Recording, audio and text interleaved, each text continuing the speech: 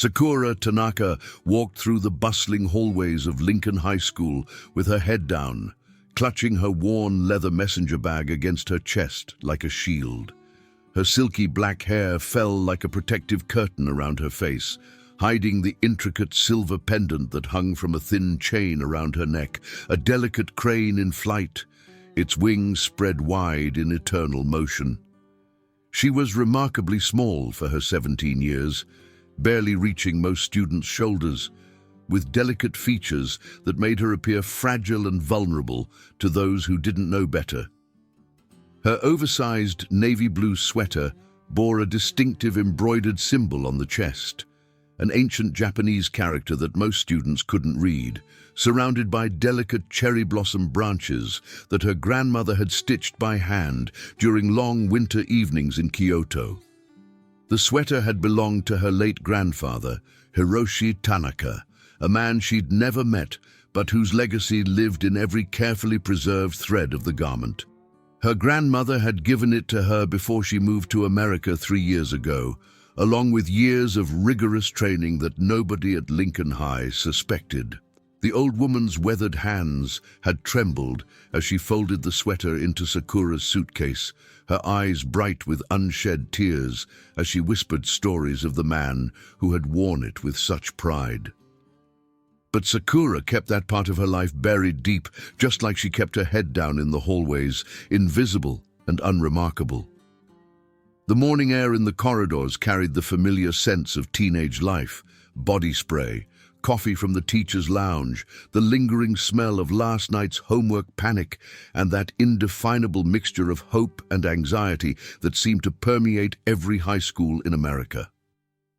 Lockers slammed shut with metallic crashes that echoed off the beige walls, their sound mixing with the constant hum of conversation, laughter, and the occasional raised voice of a teacher trying to maintain order. "There goes the weird foreign girl again," sneered Connor Blake as she passed his locker, his voice carrying that particular tone of casual cruelty that had become as familiar to Sakura as her own heartbeat. He was the kind of student who owned every room he entered, tall and broad-shouldered with the easy confidence of someone who had never doubted his place in the world. His perfectly styled blonde hair caught the fluorescent light as he turned to watch her pass, and his smile was the sort that could charm teachers and intimidate classmates in equal measure. His Letterman jacket hung open with calculated carelessness, revealing a designer shirt that probably cost more than Sakura's entire wardrobe for the semester. Beside him stood his constant companions, a trio of privilege and casual malice that had terrorized Lincoln High's hallways for the better part of 3 years. Tyler Stone, whose red hair and freckled face might have looked friendly on someone else, but on him served as a warning sign, like the bright coloration of a poisonous snake. His green eyes held a cruel glint that suggested he found genuine pleasure in others' discomfort, and his laugh was always just a little too loud, a little too sharp. Ashley Martinez completed their unholy trinity. Her perfectly straight blonde hair and designer clothes had made her the unofficial queen of Lincoln High's social hierarchy from the moment she'd arrived as a freshman. Her laugh was sharp and cutting, designed specifically to make others feel small and insignificant, a weapon she wielded with surgical precision. "Did you see that ugly sweater she wears every single day?" Ashley whispered, her voice pitched just loud enough for half the hallway to hear while maintaining plausible deniability if any teachers were listening. "It's like she's trying to advertise that she doesn't belong here. I mean, who does that? Who wears the same gross old thing day after day?" Sakura's fingers tightened around her bag's worn leather strap until her knuckles went white, but she kept walking with measured steps, each footfall carefully controlled. She'd learned early in her time at Lincoln that responding to their taunts only made things worse, that any reaction was seen as entertainment, fuel for their next round of torture. The best strategy, the only strategy that had kept her sane for 3 long years, was to become invisible, to slip through each day unnoticed and get home where she could practice her forms in the garage, away from prying eyes and cruel comments. The hallway stretched before her like a gauntlet, lined with lockers and the faces of students who had learned to look through her as if she were made of glass. Some of them weren't cruel, exactly. They simply existed in a different social ecosystem, one where acknowledging someone like Sakura could potentially lower their own standing. It was a delicate balance of teenage social politics that she had never quite learned to navigate. Mrs. Thompson, her English teacher, barely looked up when Connor made paper airplanes during class discussions of To Kill a Mockingbird, the irony apparently lost on everyone in the room. The older woman's grey hair was pulled back in a tight bun that seemed to reflect her general approach to classroom management, rigid, unforgiving, and utterly oblivious to the social dynamics playing out under her nose. Mr. Garcia, who taught American history, actually chuckled when Tyler made jokes about foreign exchange students, even though Sakura had been born in California and had never lived anywhere but the United States. His thick mustache twitched with amusement as he turned back to the whiteboard, completely missing the way Sakura's shoulders hunched forward in shame. The adults who should have protected her seemed to exist in a different world entirely. One where the daily humiliations she endured were invisible, where the systematic erosion of her self-worth was simply part of the normal high school experience. They spoke in faculty meetings about creating inclusive environments and zero-tolerance policies, but somehow those noble intentions never translated into action when it mattered most. During lunch period, Sakura sat alone at a corner table in the sprawling cafeteria, carefully picking at her homemade bento box, while hundreds of other students clustered in their rigid social groups like separate species sharing the same habitat. The cafeteria was a study in teenage hierarchy. The athletes dominated the center tables with their loud voices and easy laughter. The theater kids claimed their corner with dramatic gestures and inside jokes. The academic achievers sat in neat rows, comparing homework and test scores, and the rebels lounged near the windows with studied indifference to everything around them. She could hear fragments of conversation drifting over the general din, animated discussions about the upcoming homecoming dance and who was planning to ask whom, complaints about Friday's chemistry test and Mrs. Wilson's impossible expectations, plans for weekend parties she'd never be invited to attend, gossip about relationships and breakups, and all the intricate social dramas that seemed to consume her classmates' lives. It was like listening to transmissions from an alien civilization, fascinating and incomprehensible in equal measure. Her bento box contained simple but carefully prepared food, perfectly seasoned rice molded into small shapes, pickled vegetables arranged in colorful patterns, a small piece of grilled salmon that her grandmother had taught her to prepare with just the right combination of soy sauce and mirin. Each element had been chosen and prepared with love, but sitting alone in the harsh, fluorescent light of the cafeteria, it felt like another mark of her otherness, another sign that she would never quite fit into this world. "Hey, Japan girl!" Connor's voice suddenly cut through the cafeteria noise like a blade, carrying across the vast space with the confidence of someone who knew he commanded attention wherever he went. "What's that weird food you're eating? Sushi for lunch?" The effect was immediate and dramatic. Conversations stopped mid-sentence as dozens of eyes turned toward Sakura's isolated table. The cafeteria fell into the kind of expectant silence that always preceded public humiliation, and she could feel the weight of all those stares like physical pressure against her skin. Her cheeks burned with embarrassment, but she kept her gaze fixed resolutely on her rice and vegetables, willing herself to become even smaller, even more invisible. It wasn't sushi. It was simple rice with pickled vegetables and a small piece of grilled salmon. But explaining would only give them more ammunition. She had learned that lesson the hard way during her first month at Lincoln, when every attempt to educate or defend herself had been twisted into fresh material for mockery. Maybe she doesn't understand English, Ashley added, her voice dripping with false sympathy that fooled absolutely no one, but somehow made her words even more cutting. Should we speak slower? Use smaller words? I took some Spanish in middle school. Maybe she needs a translator? Tyler laughed, a sound like breaking glass, and began speaking in an exaggerated, patronizing tone that made Sakura's stomach clench with familiar humiliation. Do you understand us? He said, spacing each word out as if speaking to a small child or someone with a severe cognitive disability.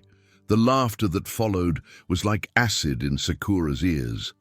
Not everyone was laughing. She could see some students looking uncomfortable, even ashamed, but enough were joining in to make it feel like the entire world was against her. Her hands trembled slightly as she closed her bento box with careful precision, but she remained silent, her grandmother's voice echoing in her memory. Control is everything, little one. Discipline is strength. Violence is the last resort of those who have exhausted all other options. After school, she hurried toward the main exit, hoping to avoid another confrontation and make it to the safety of her grandmother's car. The elderly woman waited in the parking lot every day at exactly 3:15. Her small Honda Civic, a refuge from the storm of adolescent cruelty. But as Sakura passed through the main corridor, she noticed a crowd gathering near the trophy case, their voices raised in excitement and something darker. In the center of the group stood Marcus Kim, a quiet student from her AP chemistry class whose usually neat appearance was now disheveled and humiliating. His shirt was torn at the shoulder, his normally perfect hair mussed and falling into his eyes, and his face was flushed bright red with embarrassment and something that might have been rage. His backpack lay open on the floor, its contents scattered across the polished linoleum like the debris of a small explosion. "Come on, Kim," Connor was saying, his voice filled with mock encouragement and barely concealed malice. "Just admit you cheated on the test. Everyone knows kids like you are only good at math and science because you cheat. It's like genetic or something." Sakura stopped walking, her feet rooted to the floor by a combination of horror and recognition.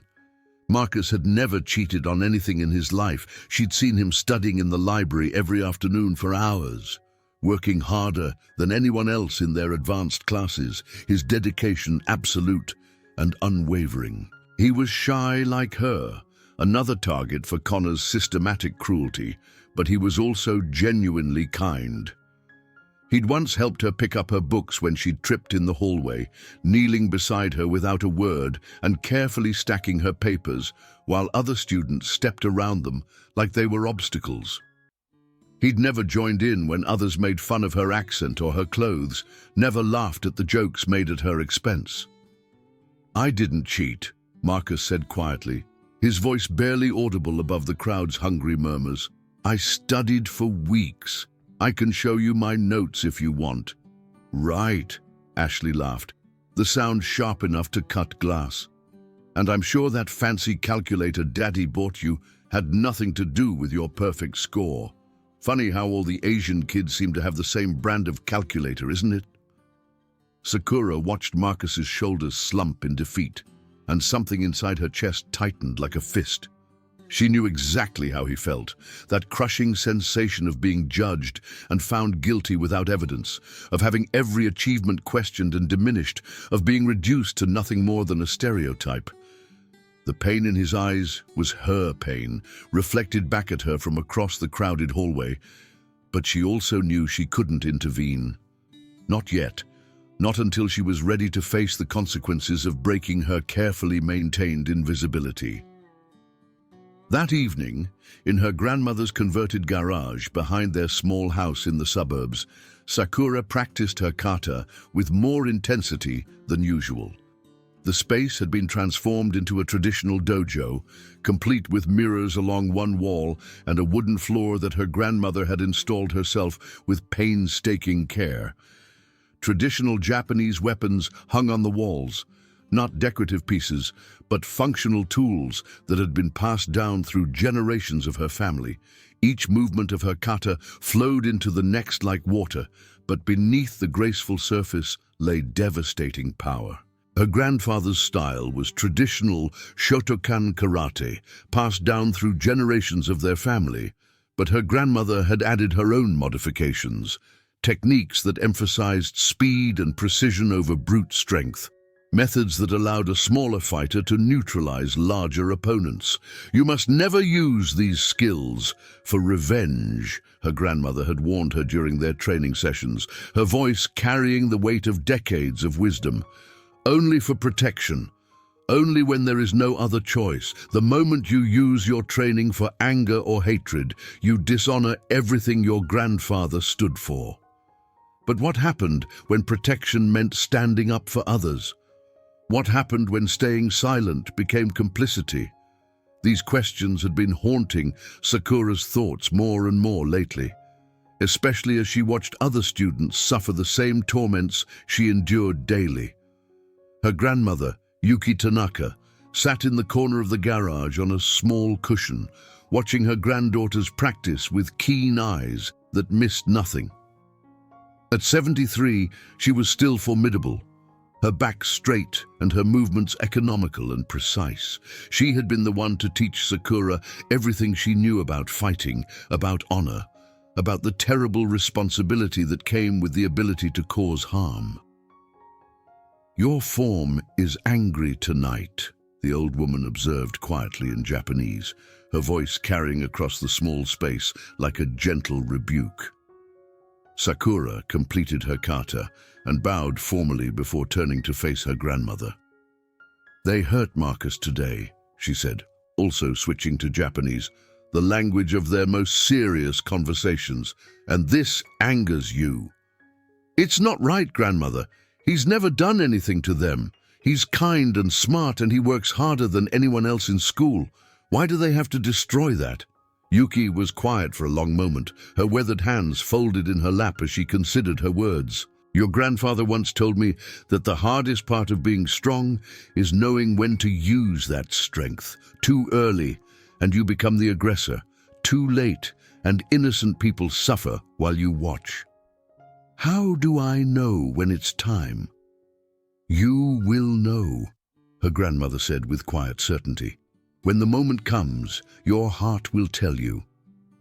But remember, once you reveal what you truly are, you can never go back to being invisible. Are you prepared for that?" The next morning brought fresh humiliation, as if the previous day's events had only whetted Connor's appetite for cruelty. As Sakura approached her locker, she found it decorated with crude drawings and hateful messages scrawled in permanent marker. Someone had torn pages from a manga comic and taped them to the metal door with the words, "Go back to Cartoon Land," written across them in thick black letters. Below that, in Ashley's distinctive handwriting, someone had added, "Foreign girls don't belong at American schools." Heat rose in Sakura's cheeks as she carefully removed each piece of paper, crumpling them methodically and shoving them into her bag. Around her, other students pretended not to notice, but she could feel their eyes on her back like physical weight. Some looked away in embarrassment, uncomfortable with witnessing such obvious cruelty, but unwilling to intervene. Others watched with the morbid curiosity of people observing a car accident, fascinated by the spectacle of someone else's pain. The janitor, Mr. Peterson, approached with a bottle of cleaning solution and began working on the permanent marker with methodical determination. He was a kind man in his 60s who had always treated Sakura with gentle respect, and she could see the anger in his eyes as he scrubbed at the hateful words. "This shouldn't happen to anyone," he said quietly, his voice rough with emotion. "You're a good kid, Sakura. Don't let them make you think otherwise." Ndaji. His words were meant to comfort, but they only made the situation feel more real, more permanent. If even the janitor had noticed her systematic humiliation, how many other adults were watching and doing nothing? During third period biology, things escalated even further. Mr. Davis had assigned lab partners for a complicated dissection project, and by what felt like cruel cosmic design, Sakura found herself paired with Tyler Stone. As they worked over their preserved specimen, a small frog that had once lived and breathed and jumped through summer evenings, he made an elaborate show of holding his nose and waving his hand in front of his face. "Do you always smell like that weird food you eat?" he asked loudly enough for nearby tables to hear, his voice carrying across the laboratory like a public announcement. "It's like fish and rice and, I don't know, sadness. Maybe desperation?" Several students at neighboring tables snickered, and Sakura's hands stilled over their shared worksheet. She could feel her carefully maintained control beginning to crack, like ice forming hairline fractures under increasing pressure. The scalpel in her hand felt suddenly heavy, and for a brief, terrifying moment, she understood exactly how much damage she could do if she let her training take over. "I'm just saying," Tyler continued, encouraged by the attention and completely oblivious to the danger he was courting, "maybe you could try eating normal food for once, like hamburgers or pizza, you know, American food, food that doesn't make everyone around you want to vomit." "I am American," Sakura said quietly, her first words of direct defense in weeks. Her voice was steady, but underneath lay something that made Tyler pause for just a moment. "Sure you are," he laughed, though the sound was a little less confident now. "And I'm the Emperor of Japan. Maybe you could teach me how to use chopsticks and do karate moves." The mockery in his voice was like a match thrown onto gasoline, but Sakura forced herself to remain still, to keep breathing, to remember her grandmother's teachings about control and restraint. "Not yet," she told herself. "Not here. Not like this." The breaking point came 2 days later, during the lunch period that had become the daily theater of her humiliation. Sakura was sitting at her usual corner table, trying to make herself invisible as always, when she noticed Marcus Kim approaching with obvious nervousness.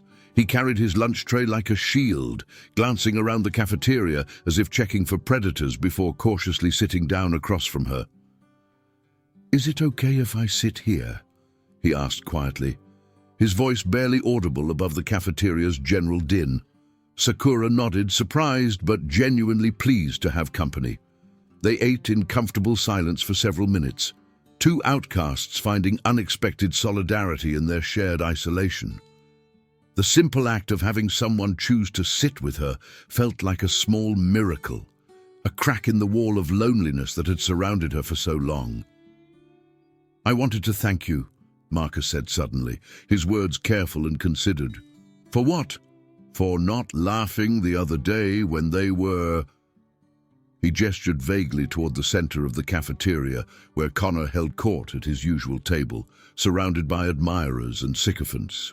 "When they were saying those things about me cheating, you were the only one who didn't laugh, the only one who looked like you actually cared that it was happening." Before Sakura could respond, a shadow fell across their table like a storm cloud blocking out the sun. Connor Blake stood behind Marcus, flanked by Ashley and Tyler in a formation they had clearly practiced, wearing his trademark smirk like a badge of honor. The conversations at nearby tables died away as students sensed the approaching conflict with the instinctive awareness of prey animals recognizing a predator. "Well, well," Connor said, his voice carrying that particular tone of false friendliness that always preceded his worst cruelties. "Look, who found a friend. The two weirdos sitting together like they're normal people. How absolutely precious." Marcus's face flushed bright red, but to his credit, he didn't move from his seat or look away. Sakura felt a surge of genuine respect for his quiet courage, even as she recognized the danger they were both now in. "Actually," Ashley said, her eyes fixed on Sakura's sweater with the intense focus of a scientist studying a particularly interesting specimen, "I've been wondering about that ugly thing she wears every single day. What is that symbol supposed to mean? Is it some kind of gang sign? Are you in the Yakuza or something?" Probably says loser in Chinese, Tyler suggested, with the confidence of someone who had never questioned his own ignorance. Or maybe, please kick me. That would explain a lot. It's Japanese, Sakura said quietly, her voice steady despite the storm building in her chest like thunder before lightning. Oh, she speaks. Connor laughed, clapping his hands in mock celebration. So, what does it mean then? Please make fun of me? I don't belong here. My parents are disappointed in me. Sakura's fingers instinctively went to the embroidered symbol on her chest, tracing the careful stitches her grandmother had placed there with such love and hope. The character meant courage in Japanese, placed there by her grandmother's patient hands as a constant reminder of the strength that ran in their family's blood like a river of steel. The cherry blossoms surrounding it represented the beauty and fragility of life, the cycles of growth and renewal that her grandfather had dedicated his existence to protecting. It means courage, she said, her voice growing stronger with each word. Ashley laughed, a sound like breaking crystal that cut through the cafeteria's ambient noise. Courage? That's absolutely hilarious. Coming from someone who's never stood up for herself in her entire pathetic life. What kind of courage is it to sit alone every day like a scared little mouse? Maybe we should test that courage, Connor said, his hand reaching toward Sakura's sweater with deliberate slowness, like a cat playing with a trapped mouse. Let's see how brave you really are when someone actually challenges you. His fingers grasped the edge of her sleeve, and something inside Sakura exploded like a bomb that had been waiting 3 years to detonate. Don't touch my sweater. The words came out like a growl, low and dangerous and completely different from her usual quiet voice. The transformation was so sudden and complete that Connor actually took a step back, his hand freezing on her sleeve as he processed what he was seeing. This wasn't the frightened, submissive girl he had been tormenting for years. This was something else entirely, something that made his primitive brain scream warnings about predators and danger. "What are you going to do about it, foreign girl?" he said, but his voice lacked its usual confidence. "Your granddaddy isn't here to protect you. No one's coming to save you." That was his mistake.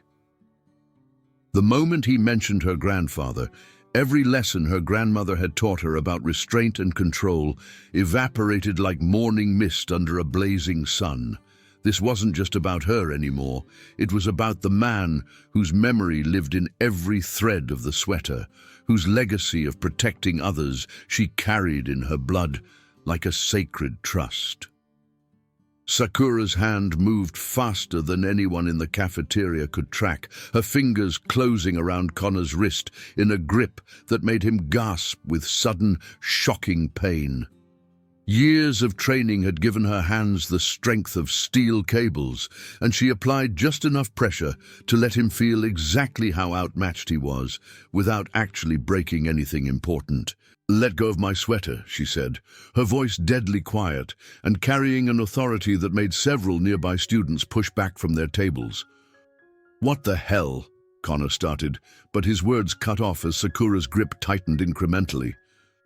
His face went pale as he realized he couldn't break free, that this tiny girl had somehow trapped him as completely as if he were caught in a steel vice. "I said, let go." The cafeteria had gone completely silent around them, hundreds of students watching in stunned amazement as tiny Sakura Tanaka faced down the school's biggest bully. Ashley and Tyler stood frozen, their mouths hanging open as they tried to process what they were seeing. This wasn't part of the script they had been following for 3 years. Connor released her sweater and tried to pull away, but Sakura held his wrist for another heartbeat, letting him feel the terrible strength in her small hands. Then she released him and stood up from her chair with fluid grace, her movement controlled and precise, like a dancer or a martial artist. "Stay away from me," she said clearly, her voice carrying across the silent cafeteria like a bell. Stay away from Marcus and never ever touch my sweater again. Connor rubbed his wrist, his face flushed with embarrassment and mounting rage. The public humiliation was more than his ego could bear, especially in front of so many witnesses. You think you're tough now? This isn't over, freak. Not even close. Yes, Sakura said, her voice carrying the quiet certainty of someone who had finally found their strength and discovered it was far greater than they had ever imagined. It is. But she was wrong about that. It wasn't over. It was just beginning. The next morning, Sakura arrived at school to find her locker had been vandalized again, but this time the damage was more extensive and more personal.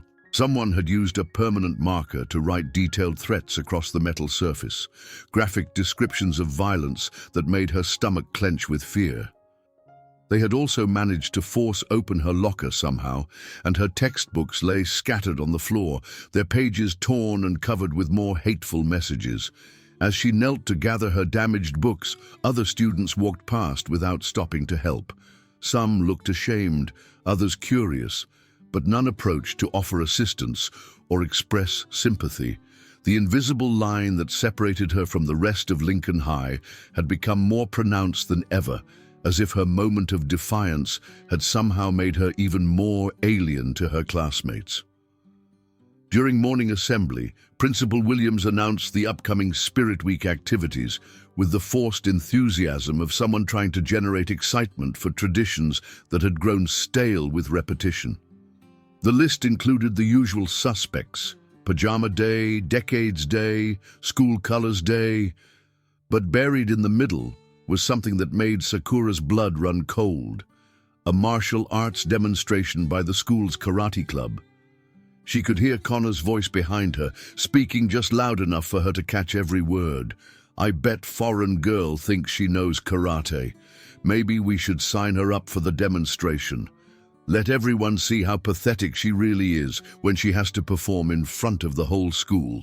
That afternoon, as Sakura walked toward the parking lot where her grandmother waited with patient loyalty, she found her path blocked by all three of her tormentors.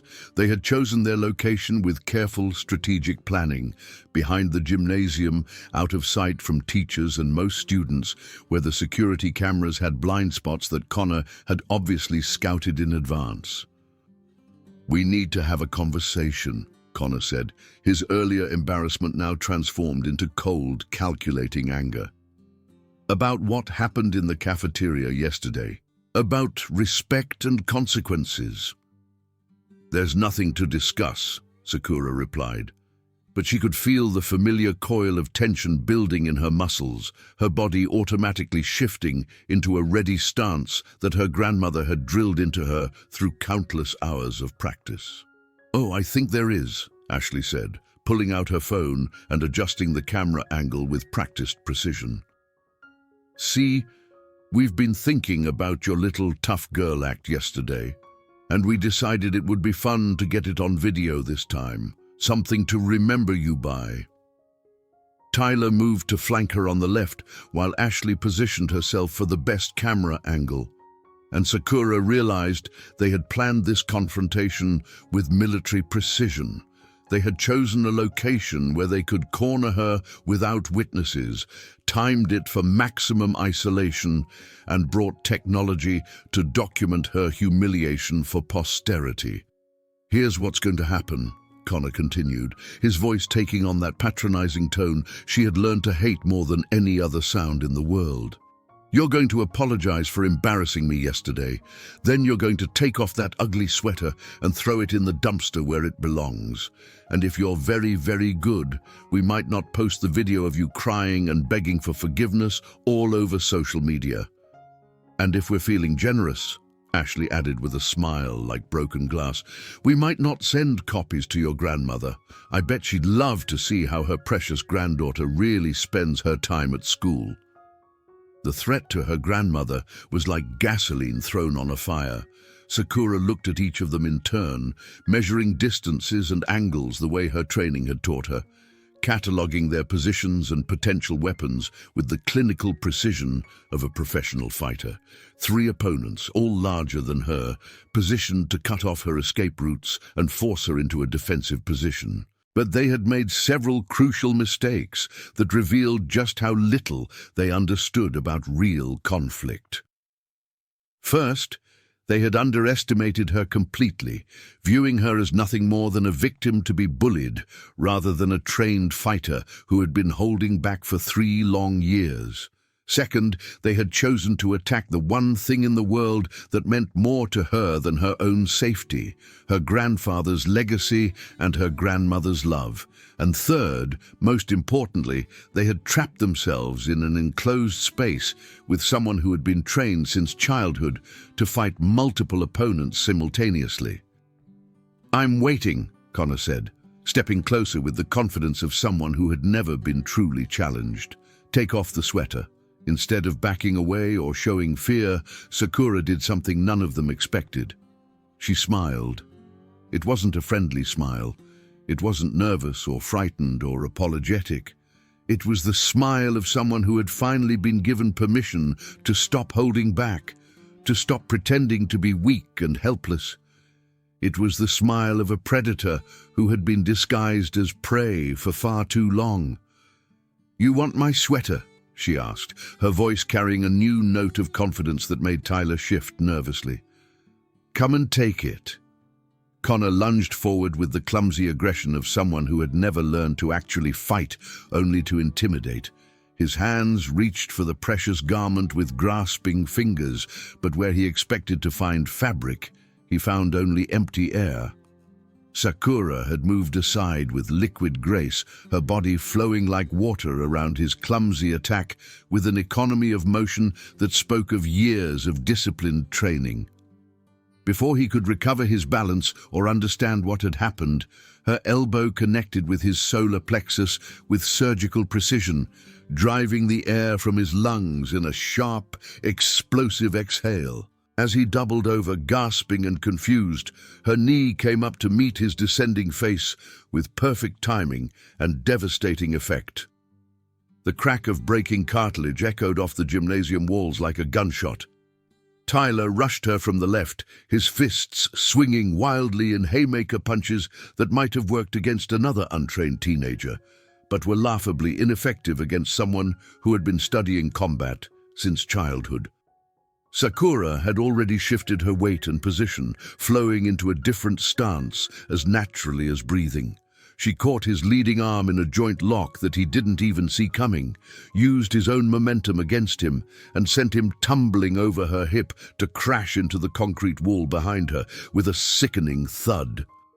Ashley screamed and dropped her phone, the device clattering across the asphalt as she finally realized that her friends were being systematically dismantled by someone a third their size. The carefully planned ambush had become a demonstration of just how outclassed they were. "Stop!" Ashley shouted, her voice cracking with panic. "You're completely insane. Stop it right now." But Sakura wasn't listening anymore. 3 years of suppressed anger and humiliation had found their outlet, channeled through techniques that had been passed down through generations of her family.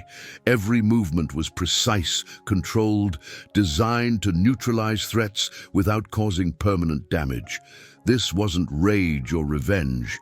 It was justice, delivered with the clinical efficiency of someone who had been trained to protect the innocent.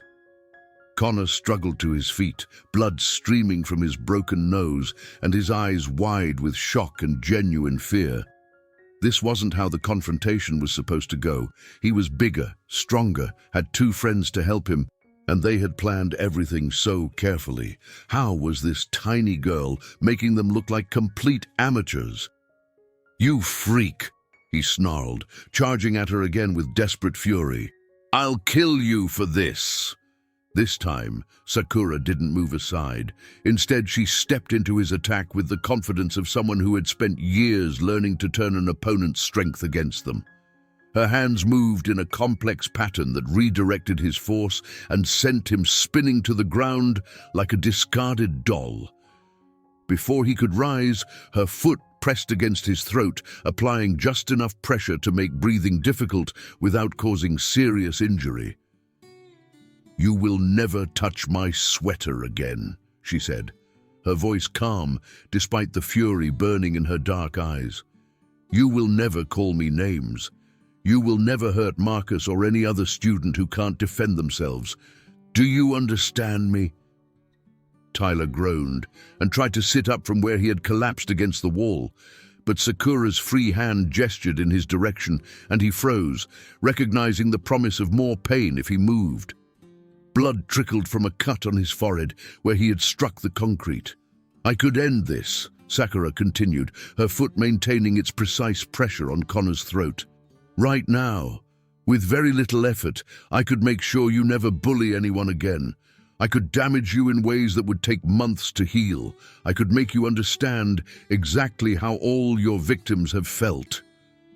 Connor's eyes went wide with terror as he realized she wasn't bluffing. Whatever he had awakened in quiet Sakura Tanaka was far more dangerous than he had ever imagined possible.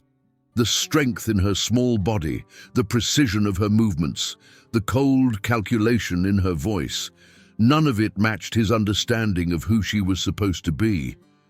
"But I won't," she said, stepping back and allowing him to breathe freely, "because I'm not like you. I don't hurt people who can't defend themselves. I don't find pleasure in others' pain." She looked down at all three of them. Connor clutching his broken nose and gasping for air, Tyler slumped against the wall with blood on his face, Ashley cowering by the dumpster with tears streaming down her cheeks. "This ends now," Sakura said with absolute finality. "All of it. The names, the harassment, the cruelty, the systematic torture you've been putting me and others through for years.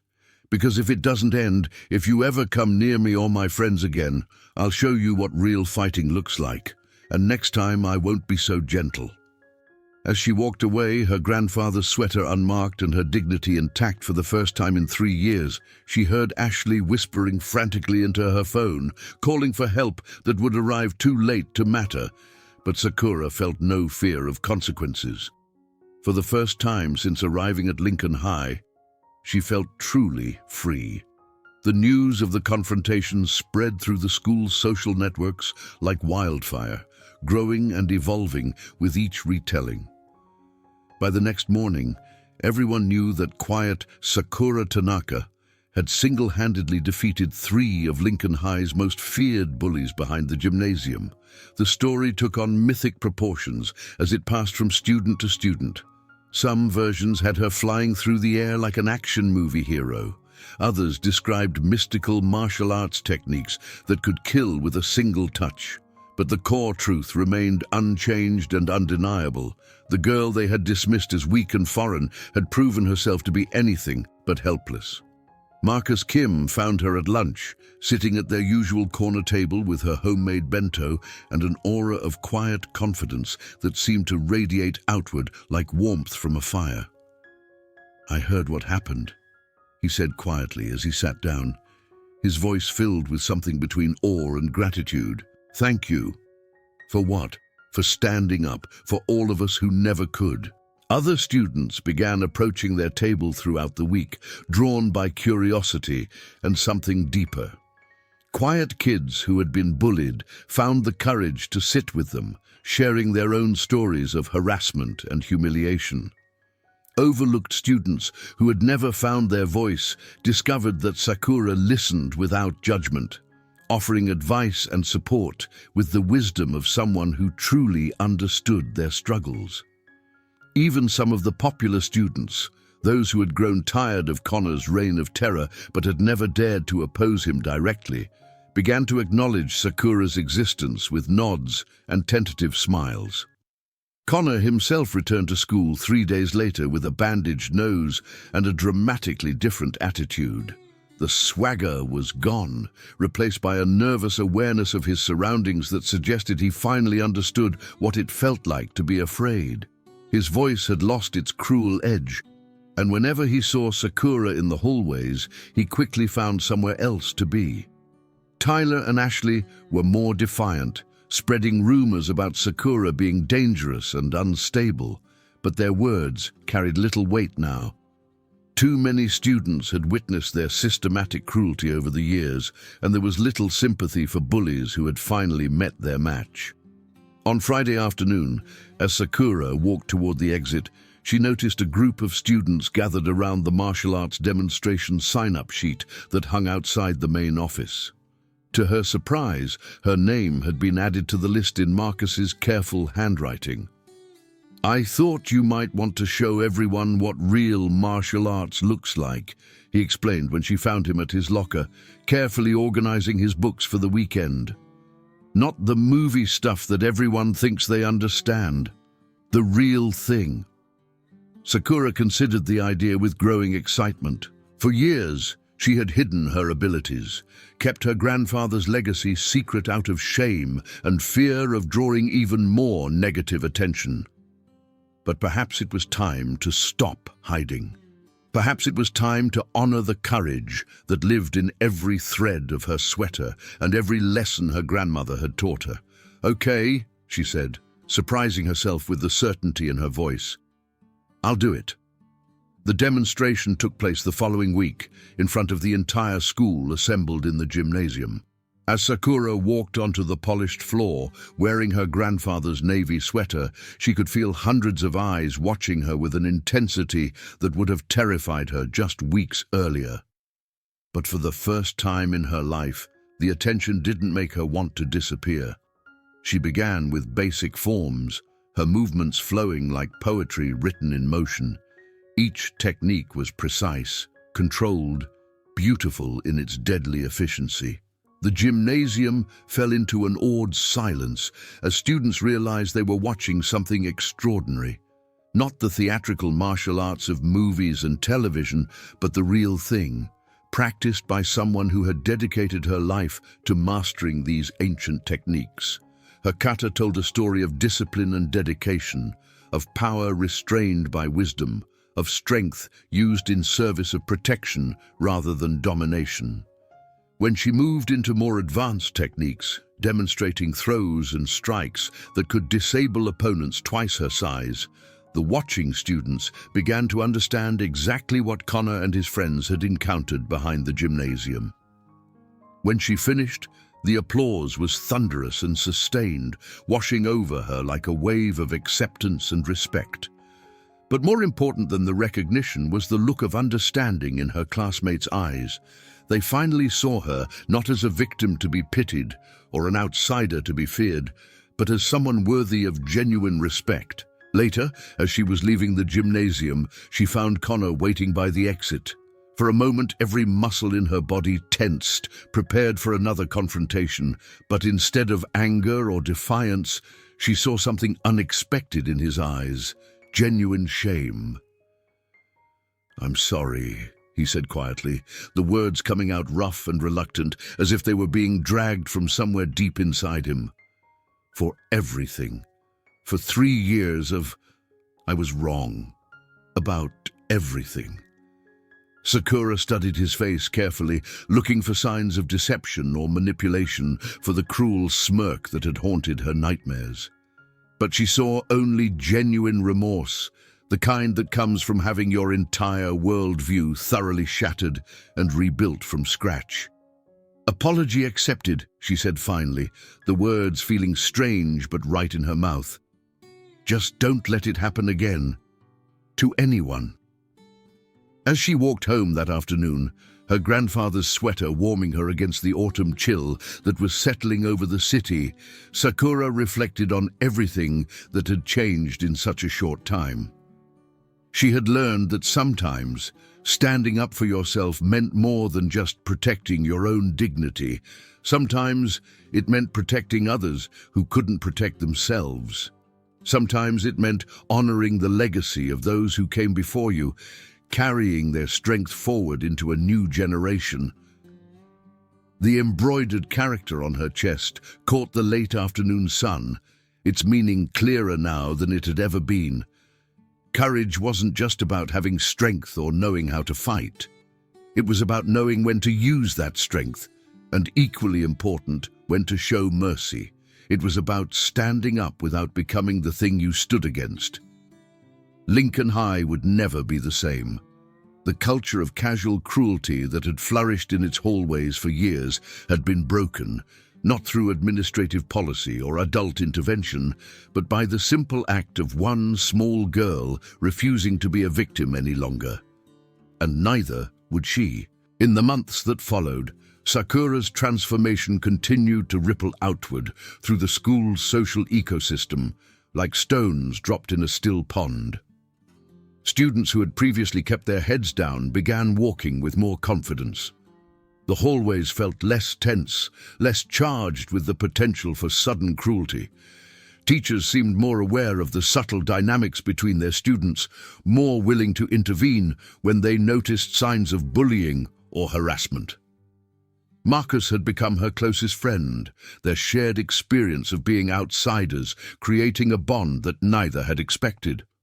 They often studied together in the library, their quiet corner becoming a safe haven for other students who felt displaced or alone.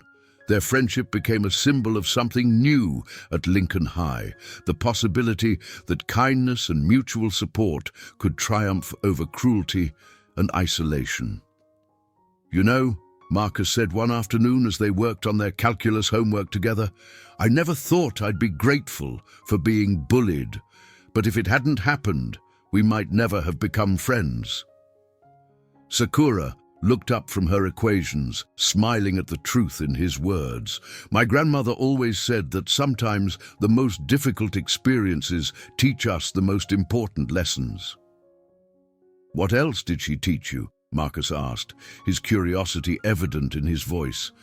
Sakura hesitated for a moment, then decided there was no more need for secrets. Her true nature was no longer something to hide, but something to be proud of. That strength isn't about how much damage you can do. It's about how much you can protect. That true courage isn't the absence of fear. It's doing what's right, despite being afraid.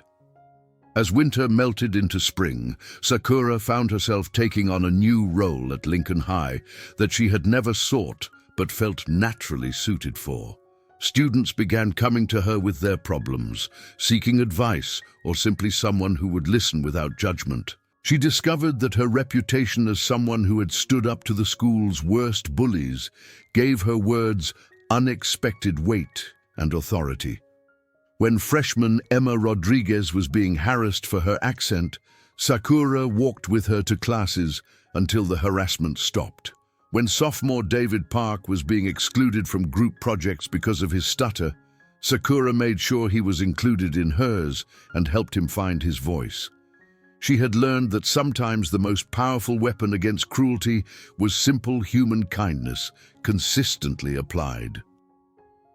The martial arts club welcomed her with open arms, eager to learn from someone who had proven her skills so dramatically and publicly. Sakura found herself teaching younger students, passing on not just techniques, but the philosophy her grandmother had instilled in her through years of patient instruction. "Fighting is always the last resort," she would tell them during practice sessions in the school's converted dance studio. "But if you must fight, fight with purpose. Fight to protect, not to dominate. Fight to create peace, not to cause more pain." Her students, for that's what they had become, listened with the intensity of young people who had found something worth believing in. Some of them were former victims of bullying themselves, drawn to martial arts as a way to feel safer in the world.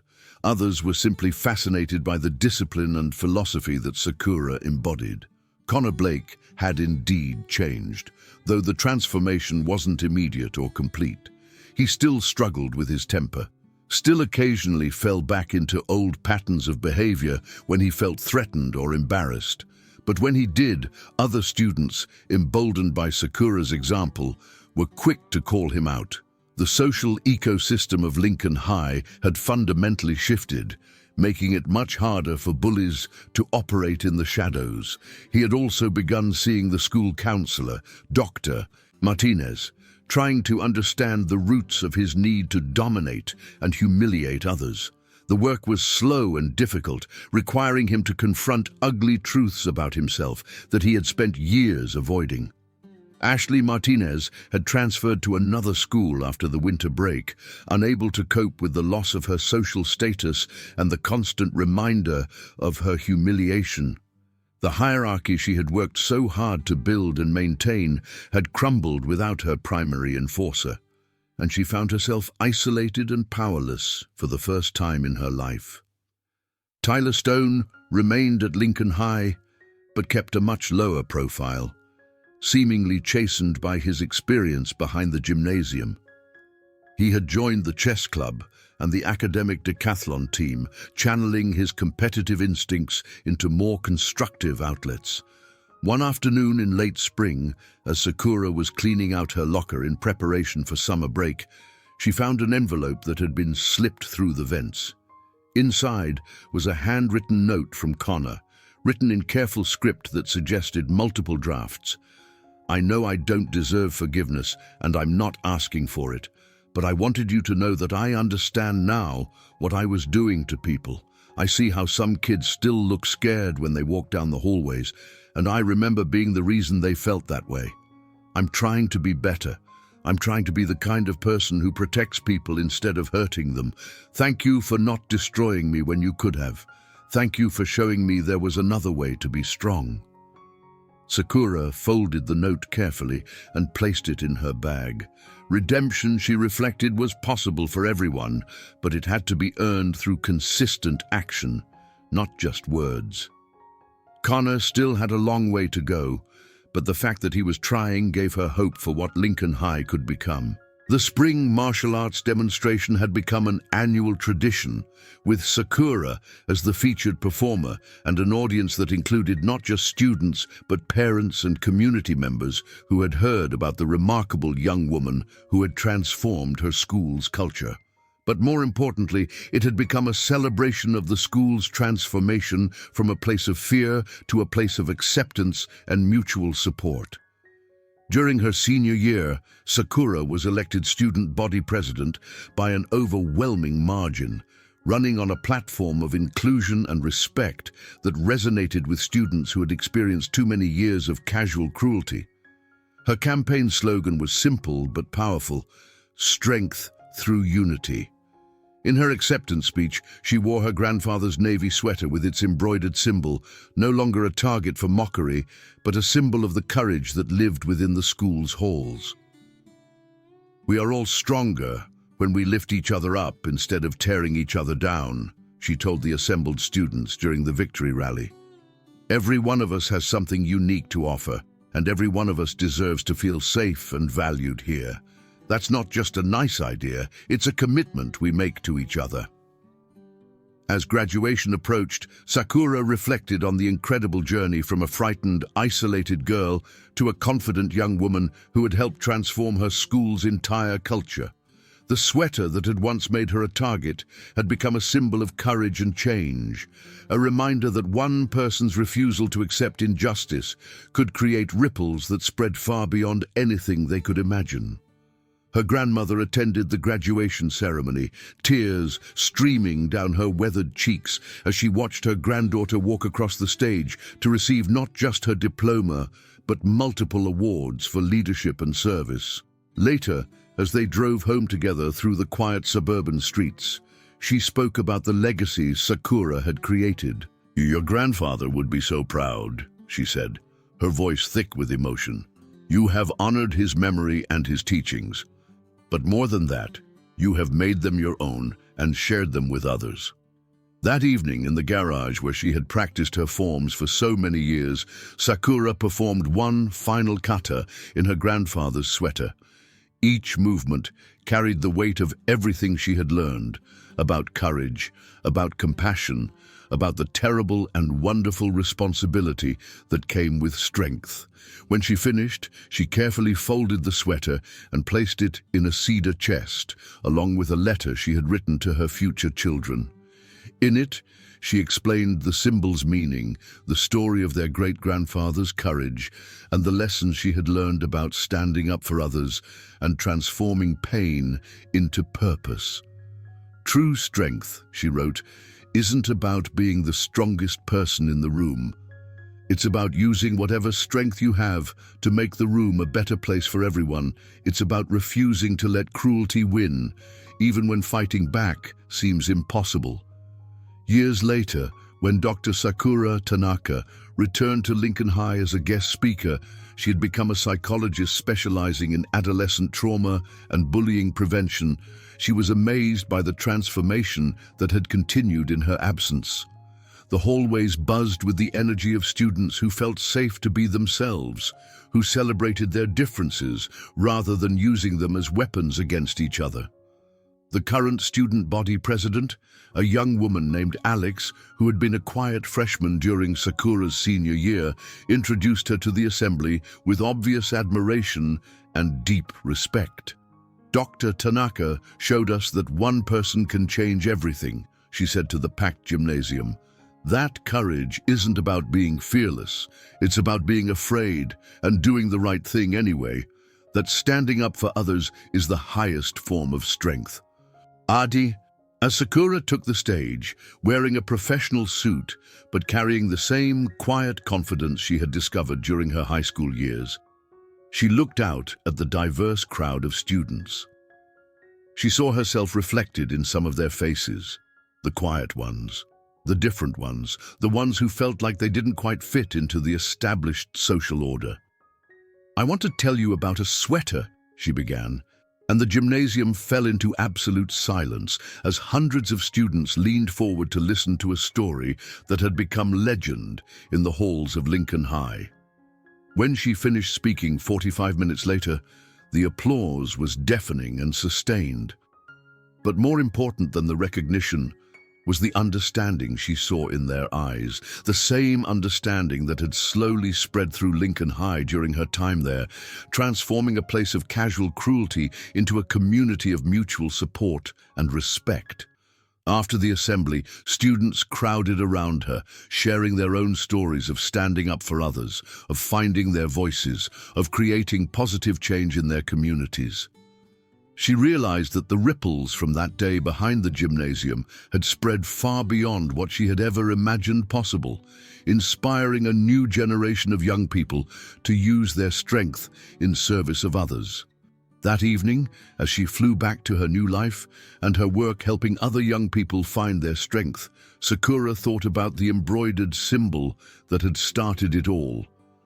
The character for courage, stitched with love and hope by her grandmother's patient hands, had become something far more powerful than either of them had ever imagined.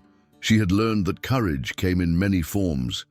Sometimes it was the explosive moment of standing up to a bully, but more often it was the quiet daily choice to treat others with kindness, to see the humanity in everyone, to use whatever power you had to lift others up rather than tear them down. The plane climbed through the clouds, carrying her toward whatever challenges lay ahead. But Sakura faced them without fear, knowing that she carried within her the strength of generations, the wisdom earned through struggle, and the unshakable conviction that one person's courage could indeed change the world. Lincoln High School had taught her that lesson, written it into her bones through pain and triumph alike. And now, in everything she did, she lived that truth, that courage wasn't just about having strength, but about using that strength to create a world where everyone could feel safe enough to be themselves. The sweater remained in its cedar chest, waiting for the next generation to inherit its legacy, but the courage it represented lived on in Sakura's heart, in the halls of a transformed school, and in the countless lives that had been touched by the simple act of one small girl refusing to let cruelty win. Sometimes the most profound changes began with the smallest acts of defiance. Sometimes standing up changed everything, and sometimes, just sometimes, one person's courage was enough to light a flame that would burn bright for generations to come, illuminating a path toward a better world for all who came after.